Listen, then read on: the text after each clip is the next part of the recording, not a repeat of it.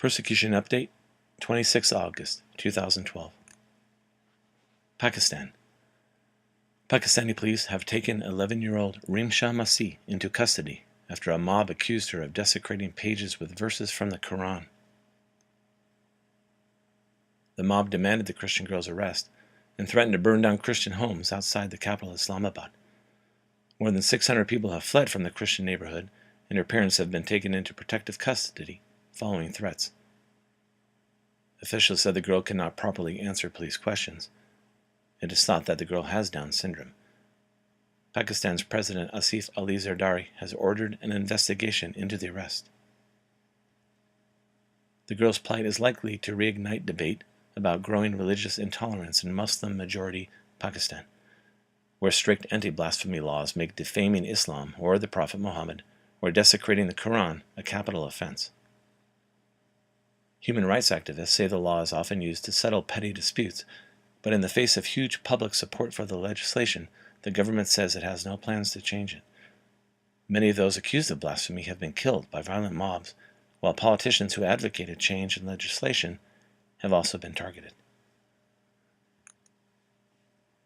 Please pray for this young girl and her family.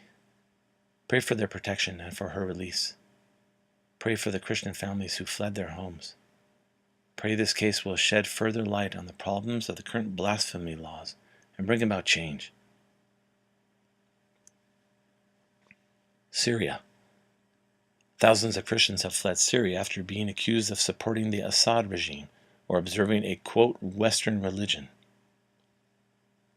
Some believers have been killed, among whom is Atala Ibrahim Batar, who was shot to death while taking food to people forced into hiding by a week-long bombardment.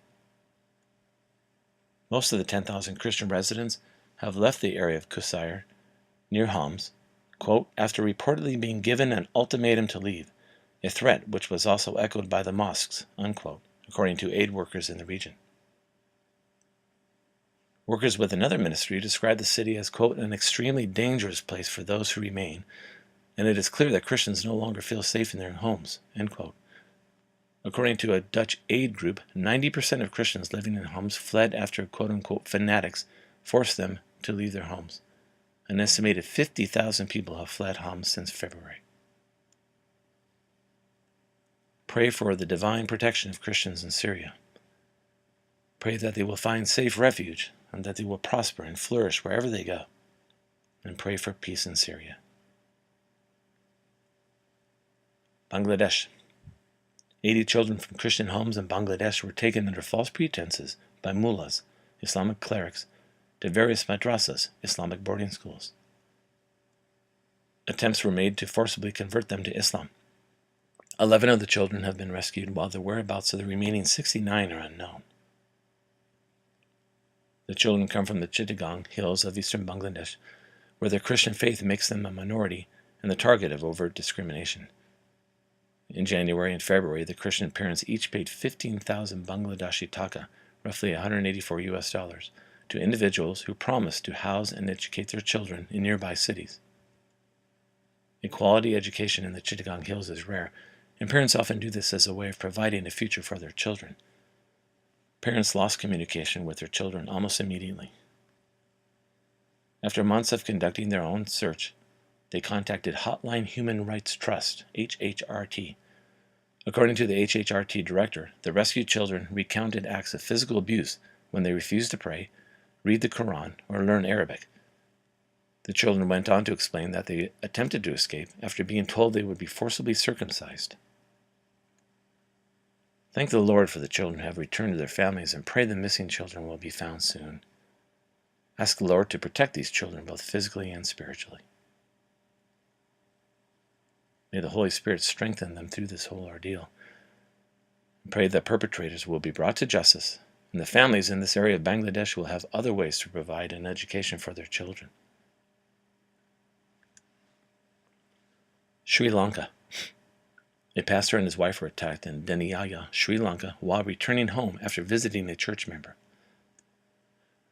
A large mob of around 40 men, accompanied by 5 Buddhist monks and the assistant secretary of the local government authority, approached the pastor and his wife, shouting, "Attack them, kill them." The The pastor was then assaulted and accused of spreading Christianity in the area. The pastor and his wife were then forcibly dragged to the home they had visited, and the mob shouted at the lady of the house, asking how much she was paid to convert to Christianity. She replied she had become a Christian based on conviction and was not paid to do so. The pastor was once again assaulted, but managed to escape with his wife.